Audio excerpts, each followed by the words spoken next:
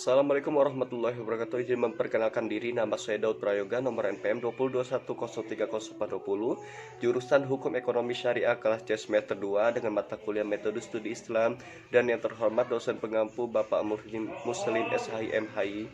Di sini saya akan membahas tentang pendekatan studi Islam, teologis normatif dan antropologis guna untuk memenuhi ujian akhir semester.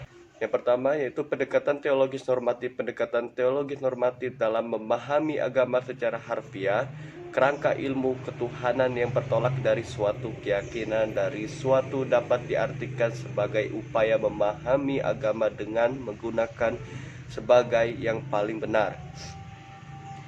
Dibandingkan dengan yang lainnya, bahwa keyakinan wujud empirik dari suatu keagamaan dianggap Abdullah mengatakan bahwa teologi tidak pasti mengacu kepada agama tertentu.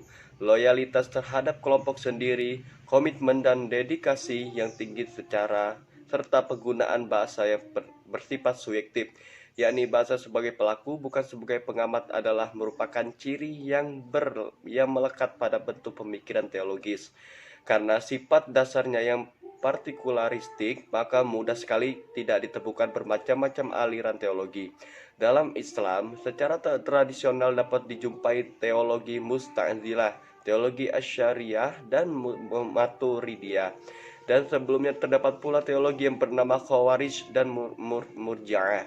Aliran teologi yang satu begitu pun yakin dan pahamnya benar, sedangkan paham lainnya adalah paham yang salah, sesat, bahkan menandang penganut paham yang lainnya kafir. Fenomena ini yang disebut dengan mengklaim kebenaran truth yang menjadi sifat dasar teologi, dan tentunya mengandung implikasi pembentukan cara berpikir yang bersifat partikularistik, eksklusif, dan seringkali intoleran. Akan tetapi bukan berarti kita tidak memerlukan pendekatan teologi dalam memahami agama tersebut, karena tanpa pendekatan teologis, keagamaan seseorang akan mudah cair dan tidak jelas identitas dan pelembagaannya. Perbedaan dalam bentuk format teologis yang terjadi di antara berbagai mazhab dan aliran teologi keagamaan harusnya tidak membawa mereka saling bermusuhan dan menonjolkan segi-segi perbedaannya. Sebaliknya, dicarikan titik persamaan untuk menuju pada misi agama. Di antaranya, rahmatan lil alamin, hendaknya pendekatan teologis dalam memahami agama. Yang kedua yaitu pendekatan antropologis. Pendekatan antropologis dalam memahami agama dapat diartikan sebagai salah satu upaya memahami agama dengan cara melihat wujud praktik keagamaan yang tumbuh dan berkembang dalam masyarakat. Melalui pendekatan ini, agama tampak akrab dan dekat dengan masalah-masalah yang dihadapi manusia dan berupaya menjelaskan dan memberikan jawabannya. Dengan kata lain, bahwa cara-cara yang digunakan dalam disiplin ilmu antropologi dalam melihat suatu masalah digunakan pula untuk memahami agama.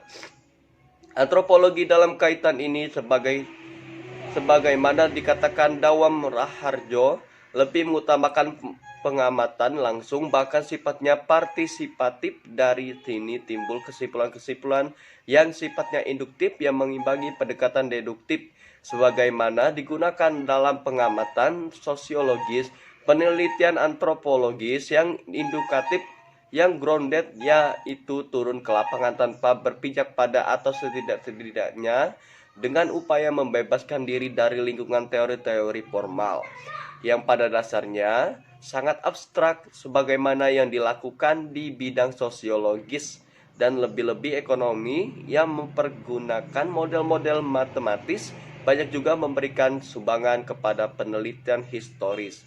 Pendekatan antropologis di atas kita melihat bahwa agama ternyata berkorelasi dengan etos kerja dan perkembangan ekonomi suatu masyarakat.